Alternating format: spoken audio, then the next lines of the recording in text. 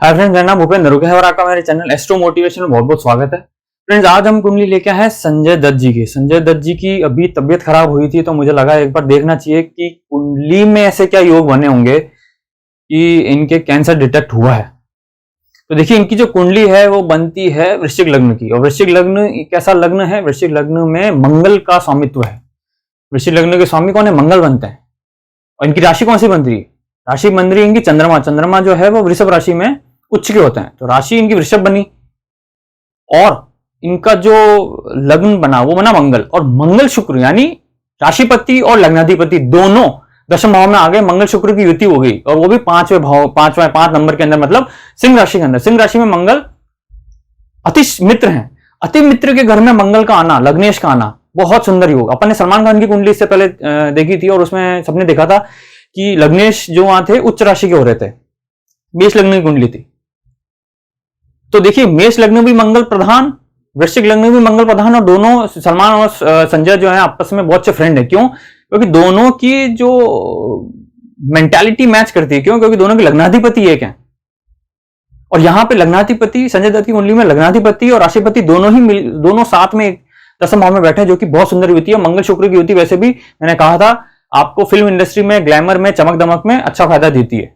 बहुत ऊपर अच्छे तबके पे ले जाती है और आपको बिल्कुल एक्स्ट्रा मैरिटल अफेयर और ये सब थोड़ा रखेगी आपका हिसाब किताब। लेकिन फिल्म इंडस्ट्री में ये सब इतना बड़ा मैटर नहीं है। मंगल शुक्र की युति ग्लैमर की पॉइंट ऑफ व्यू से इनके लिए बहुत सक्सेसफुल है।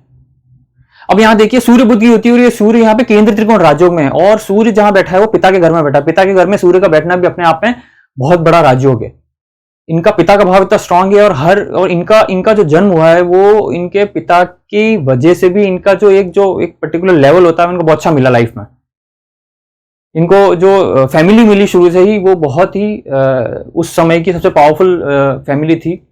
नरगिस इनकी माता जी थी और नरगिस माता जी से इनका जो संबंध थे वो अच्छे, बहुत अच्छे क्यों थे?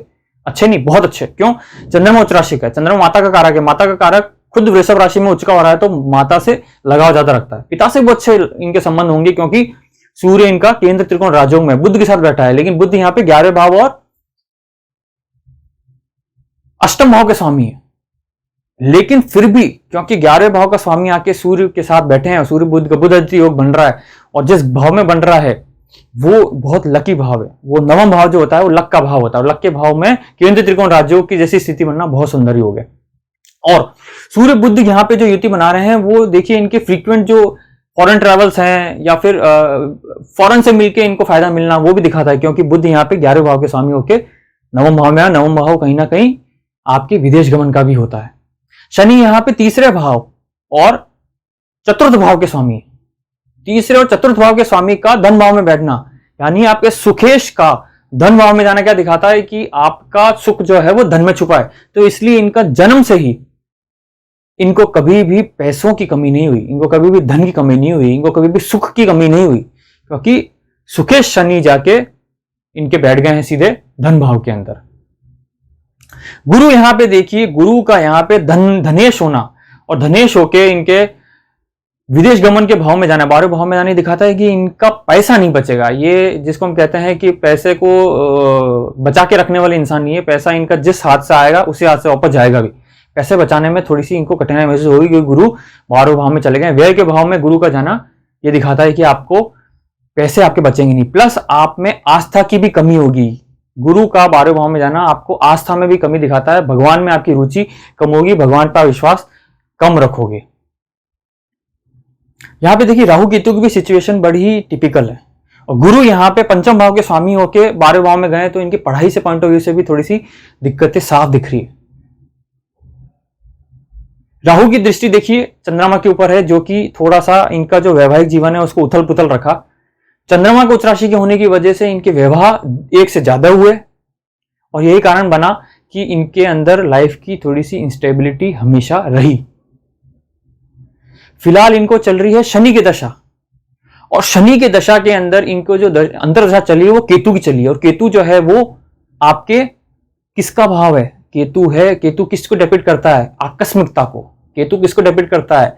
ऐसी चीज जो आपको स्थानांतरण कर दे। तो देखिए केतु की अंतर्दशा में केतु की दृष्टि सीधे लग्न के ऊपर है। अब आप देखिए कैंसर से रिलेटेड अगर हम बात करें तो देखिए कैंसर एक ऐसी चीज है जो एकाएक पता लगती है किसी को भी, तो केतु का कहीं ना कहीं कारक जो होता है वो कैंसर भी होता है। एकाएक चीज देता है, आपको पता नहीं है लेकिन एकदम आपको पता लगा कि आपको कौन से स्टेज में हो और आप सीधे जो है आपकी लाइफ एकदम चेंज होती है। तो केतु लाइफ को चेंज करने का ही कारक है।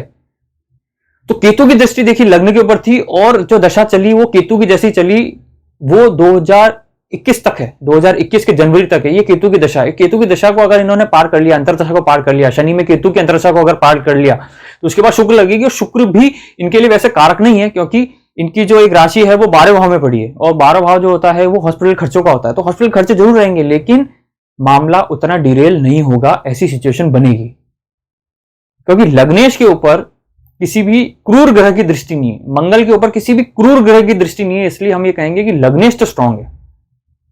प्लस शनि दूसरे भाव से सीधे अष्टम भाव को देख रहा है और अष्टम भाव जो होता है वायु का भाव होता है और शनि आयु के भाव के कारक है। तो शनि की दृष्टि अष्टम भाव पे होना वो अच्छा है, वो खराब नहीं है। वो ये दिखाएगा कि कम से कम लाइफ इनकी अच्छी है, लाइफ कम नहीं है। लेकिन अभी जो सिचुएशन एकदम से खड़ी हुई वो क्यों हुई? केतु की वजह से। केतु ने एकदम आकस्मिकता वाली चीजें ले आया। तो इनको अगर ये शनि में केतु वाला फेज अगर जनवरी में निकाल लेते हैं तो इनकी लाइफ जो है आगे, शुक्र जरूर थोड़ा सा मेडिसिन और हॉस्पिटल के खर्चों से जोड़ के रखेगा लेकिन ज्यादा दिक्कत इनकी लाइफ में नहीं होगी। मंगल शुक्र की युति बहुत सुंदर है इनके प्रोग्रेस करने की तरफ से लाइफ में, और इसी मंगल शुक्र की वजह से इनको नेम फेम भी मिला इनकी लाइफ के अंदर। तो फ्रेंड्स आज के लिए इतना ही। अगर आपको ये कुंडली अच्छी लगी हो तो प्लीज कमेंट बॉक्स में जरूर लिखिएगा, और अगर आपके पास भी कोई क्वेश्चंस हैं तो प्लीज कमेंट बॉक्स में लिखिए। मैं एक वीडियो बना के उसके ऊपर आपको जरूर जवाब देने की कोशिश करूंगा, लेकिन मेरी एक कंडीशन है, प्लीज प्लीज अपने बर्थ डिटेल्स लिखने के बाद क्वेश्चन एक ही लिखें, क्योंकि क्वेश्चन ज्यादा हो जाएंगे तो वो वीडियो थोड़ा सा मेरे लिए लंबा हो जाएगा बनाना और वो हो सकता है दिक्कत पैदा करे मेरे लिए भी। तो प्लीज आप अपना एक क्वेश्चन और बर्थ डिटेल्स के साथ कमेंट बॉक्स में लिखें, मैं जरूर कोशिश करूंगा जवाब देने की अपनी नेक्स्ट वीडियो में। Thank you.